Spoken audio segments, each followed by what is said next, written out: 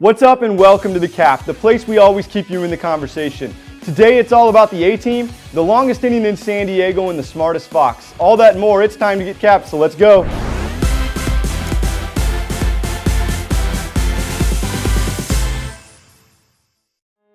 Growing up as a kid, I was a bit of a picky eater.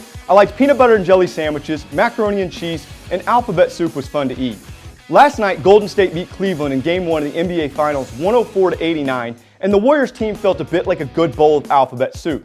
Now, the A-Team was a television series that ran in the mid-'80s about a group of ex-Special Force soldiers always on the run from military police, but they always had time to stop and help the little guy.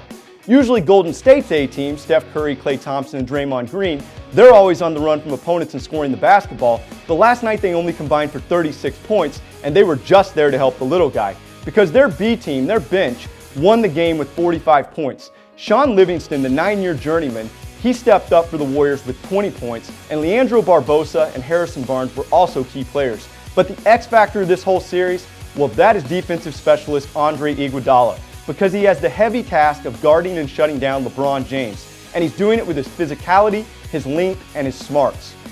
So now the Cavs walk away from Game 1 with shattered hearts, while the only thing shattered on Golden State's sidelines is Steve Kerr's clipboard, and if LeBron and these guys are going to get back in this series, he has to become an aggressor and they have to play defense.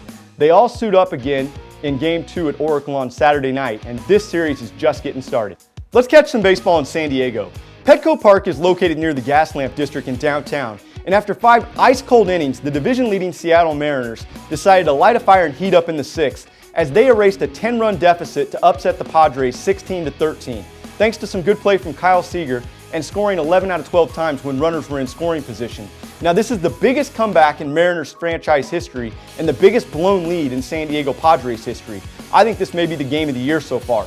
And over in Baltimore at Camden Yards, well, the Birds were just straight going yard because Adam Jones and Mark Trumbo both homered 2 times, and Manny Machado hit a bomb in the 7th to break the tie as the Orioles beat the Red Sox 12-7. On to a little golf. Let's stop by Jack's Place at Muirfield Village in Dublin, Ohio, where the Memorial Golf Tournament is just getting underway, and the long-hitting Dustin Johnson set the first-round pace at 8 under par.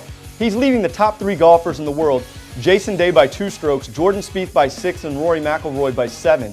And with the strength of this field, I think we're in for an illuminating weekend, but I like Day to emerge out of this pack. And in football over in Eagles land, newly drafted quarterback Carson Wentz has always impressed me. He reminds me of Ben Roethlisberger, another guy that fell into Pennsylvania.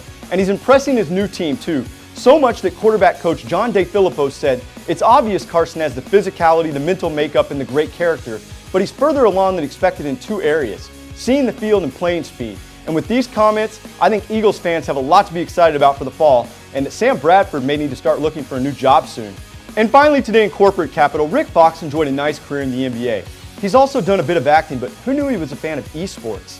He is. He's a fan of electronic gaming, one of the fastest growing platforms for viewership and money. And now he's not just a fan, he's a franchise owner of Echo Fox. His teams include League of Legends, Call of Duty, and Street Fighter, and he's building his business using philosophies from his playing days as a pro athlete. He said, if you want to be on one of my teams, you have to think of yourself as a pro athlete and to pursue your career at the highest level. And it's our job to provide support and an infrastructure for you to succeed because we want to be the best. And with that mindset, I think he will because it's obvious Rick is one smart fox. That's it for us today. I'm Brook Lander, and you've been capped.